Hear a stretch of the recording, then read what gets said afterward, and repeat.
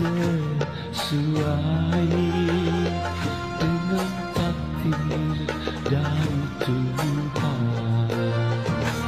Takdir tak ada satupun. Assalamualaikum warahmatullahi wabarakatuh. Alhamdulillahirrabbilalamin.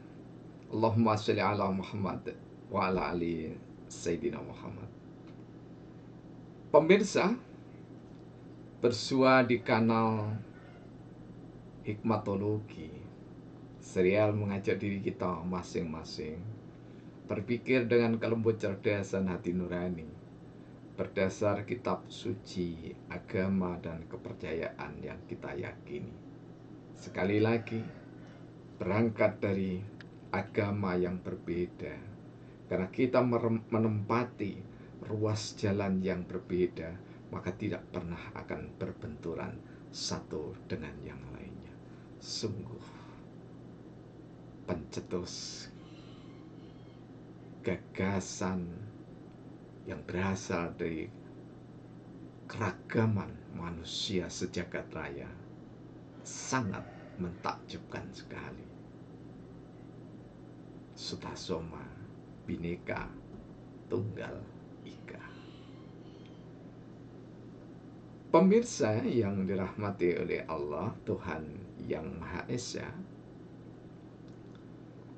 kami tentu berterima kasih pada Ananda Jati Seputro yang berupaya untuk menggagas pembuka hikmatologi dengan konsep terbarukan dari saudara kami tercinta yang sangat jauh di Tangerang Selatan, yakni Gus Firandi. Namun kedua pembuka ini insya Allah kita pakai silih berganti sedemikian rupa sehingga satu dengan yang lainnya saling kait berkelindan mengindahkannya. Pemirsa yang dirahmati oleh Allah, hikmatologi mengalami perjalanan panjang. Setidaknya begitu kami memegang buku dari R.F.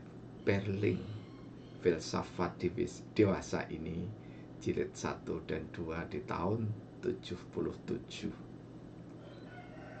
Sejak itu bergelayut di hati kami, mengapa hasil renungan manusia menjadi induk dari ilmu pengetahuan.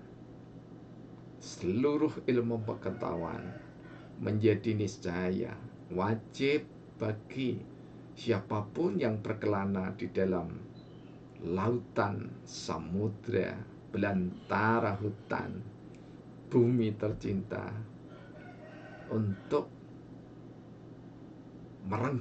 meraih ilmu pengetahuan, maka filsafat mendasari. Gelayut yang terus-menerus sebagai ciri dari orang-orang pembelajar filsafat hingga sampai pada puncaknya di tahun 2009 ketika saudara kami Ustadz Dono Rasidin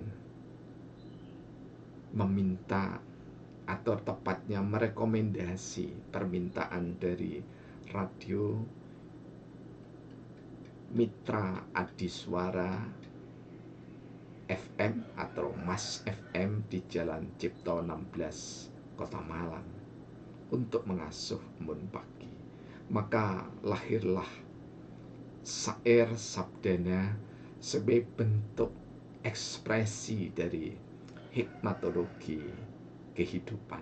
Dan hikmatologi kehidupan itu merupakan inspirasi dari saudara kami tercinta seangkatan di program Strata 2 Universitas Brawijaya Malang, yakni Bobo Resi Agung Nehru Magister Sains. Nah, melengkapi pemikiran-pemikiran itu ada Adinda Den B. Insinyur Rudi Hartono, magister lingkungan tapi bukan pelatih bulu tangkis yang legendaris. Beliau memberikan satu support yang sangat luar biasa ketika dilakukan atau diadakan seminar nasional di program Pasca Sarjana Pusat Universitas Brawijaya Malang. Dan tentu saja dorongan yang membuat Mas Jati Seputro ini menulis saya sebagai pencetus mazhab hikmatologi, kemudian didorong juga oleh sesepuh Kuartet S yang juga anggota atau mantan anggota DPR RI dan MPR RI, yakni Profesor Dr. Andes Ki Haji Jati Kusumo, sarjana sosial, Bachelor Science. Tentu saja saudara kami Gus Luki Marzuki, sarjana sosial, magister manajemen, magister sains, PhD, disusul oleh bapak yang sangat bersahaja, Dr. Bagio Yanuyati, kemudian Dr. Aminuddin, yang semuanya adalah keluarga besar Universitas Brawijaya Malang. Disusul saudara kami yang sedara namun belum pernah ketemu kecuali di sosial media, yakni Dr.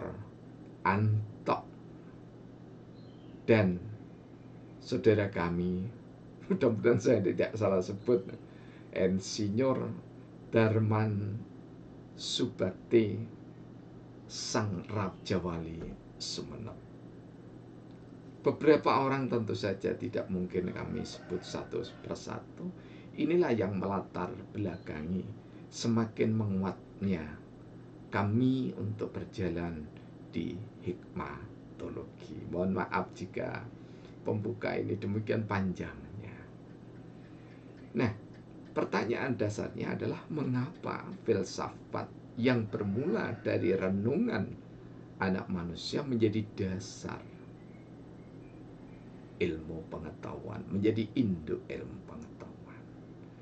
Nah, kami menjawab secara sederhana bahwa pemikiran filsafat sangat butuh untuk disempurnakan.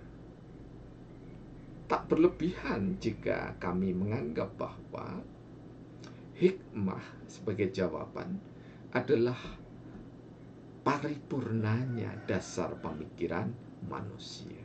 Jadi ingat bahwa bukan kami yang mencetuskan hikmatologi ini pemikirannya paripurna, bukan. Tetapi hikmah dari Tuhan, ya, jika didasarkan pada Taurat, Zabur, Injil, Al-Quran, Dhammapada, Tipitaka, dan yang lainnya, termasuk kitab-kitab suci yang diyakini oleh penghayat kepada Tuhan Yang Maha Esa, antara lain Sumarah, Sabtodharma, dan yang lainnya, termasuk saudara-saudara kita, ya, yang tidak beragama namun bertuhan, God without religion, ya.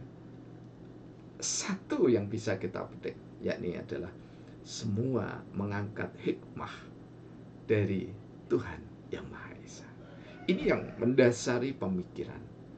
Nah, bahkan ya sampai dengan orang ateisme pun itu merasa bijaksana, hedonisme juga merasa bijaksana, rasionalisme, liberalisme, kapitalisme semua merasa bijaksana, ya, ketika menggagas ide kreatifnya. Karena itu kami letakkan di poros dalam segalanya, yakni adalah imanial. Dan imanial ini bedanya dengan dasar filsafat. Imanial ini meliputi segala pemikiran atau segala dasar pemikiran manusia, mulai dari yang sangat agamis sampai yang sangat ateis. Bahkan yang memaki-maki Tuhan masuk ada di imanial. Jadi Tuhannya adalah Tuhan maki-maki, Tuhan mati. Ini versi Friedrich Nietzsche. Ya.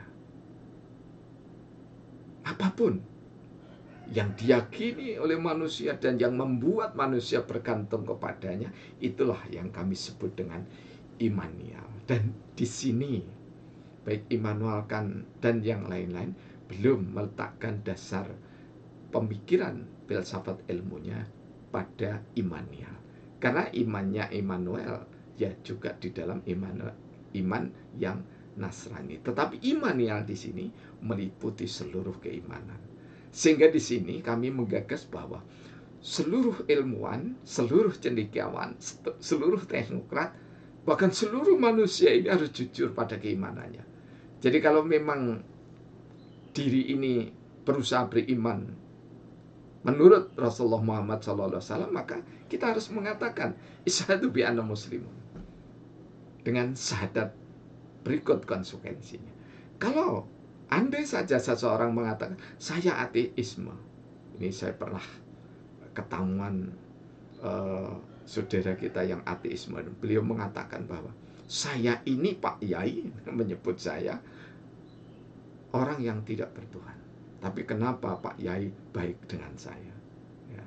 Dan ada sejumlah tokoh-tokoh ateisme yang lainnya masuk dalam imannya. Nah, seluruh orang yang memiliki karsa imanial, keyakinan dalam dirinya, maka dia punya spirit, punya semangat untuk memperbagus, mengayakan hasil pemikirannya. Sehingga tidak salah kalau ada orang yang sudah pagi-pagi mengatakan bahwa kemenangan ideologi di dunia ini hanya dipegang oleh liberalisme dan ateisme. Demikian salah satu tulisan dari Francis Fukuyama, seorang berdarah Jepang yang hidupnya di Amerika. Nah, pemirsa, dan semua orang dianugerahi oleh Tuhan Allah itu pikiran. Namun di dalam ungkapan Jawa sekaligus kami sangat sepakat bahwa antara mikir, nggraito dan menggalih itu beda. Kalau mikir itu hanya berdasarkan pada panca indera yang merasuk, yang masuk menjadi data, itu yang dipikirkan. Kemudian kalau nggraito itu mulai memanfaatkan hatinya. Sehingga timbul ngono ya ngono ning aja ngono. Jadi kalau toh kamu berbuat begitu, jangan begitu, karena kalau kamu dibegitukan itu akan mengenai dirimu sendiri. Dan yang tertinggi adalah berpikir dengan yang namanya menggalih atau penggalih. Menggalih itu berdasarkan keimanan yang diyakini di dalam hatinya, di dalam kolbunya, ya, dalam hati nuraninya, kemudian tersembul ke otaknya, kemudian menjadilah karya. Dan karya itu mulai dari karya lisan, karya tulisan, dan karya yang berbentuk budaya yang lainnya. Dan apapun kepercayaan atau imanialnya, orang itu pasti memiliki moralitas. Moral bagi Karl Marx itu adalah jika segalanya terukur dengan material. Karena itu sang legendaris terkenal dengan mazhab materialisme, fisikal. Setiap orang punya bentuk, punya fisik, kemudian masing-masing orang patut dihargai. Jika itu berupa pemikiran, maka guratan dari hasil pikirannya, baik tertulis maupun terlisankan, maka patut dihargai oleh setiap orang. Artinya minta kepatutan, walaupun tidak tersembul keluar. Dan yang berikutnya adalah setiap orang apapun keimanannya, imanialnya apapun, pasti dia bergaul di tengah ragam manusia. Karena itu, di dalam konsep imanial yang Islami, bahwa kita tidak boleh merasa benar sendiri sementara menista orang lain, menista mazhab lain, menista pemikiran lain. Dan yang terakhir adalah environmental. Lingkungan di sini tidak saja yang tampak seperti manusia yang ada di dalam environmental sosial mestinya. Nah, kemudian hewan, tumbuhan, tanaman, perangkat-perangkat environmental, tetapi malaikat dan jin itu masuk pada lingkungan. Betapapun orang-orang kuno, bahkan sampai sekarang masih diteruskan bahwa meskipun membangun proyek yang serba fisik, namun doa selalu dilantunkan. Bahkan suguh itu berdoa meminta kepada saudara kita yang bernama jin ataupun setan peripayangan, ya. Kita sebut saudara itu dalam makna sama-sama ciptaan Tuhan. Maka juga diminta untuk saling menghormati dan tidak mengganggu. Nah, inilah semangat mazhab hikmatologi. Kami mengikuti masukan dari Ananda yang sekarang lagi malang melintang di Jakarta untuk mengembangkan karirnya di salah satu departemen Republik Indonesia. Pemirsa yang dirahmati oleh Allah, memang hikmatologi dalam penyampaiannya tidak selalu sistematis begitu, karena mengikuti gaya dari syariat Islam. Syariat Islam yang kami maksudkan kitab suci Al-Quran, gayanya bukan seperti sistematika skripsi, karya tugas akhir, tesis maupun disertasi, ya, termasuk karya-karya non-akademik, tetapi gayanya mengalir seperti udara, di mana udara itu senantiasa menempati ruang yang masih tersisa, mengalir seperti air, karena air selalu mendinginkan, mendamaikan, membahagiakan dalam kewajaran, dan selalu mencari ruang yang paling bawah. Kurang lebihnya mohon maaf. Billahi taufiq wal hidayah. Assalamualaikum warahmatullahi wabarakatuh.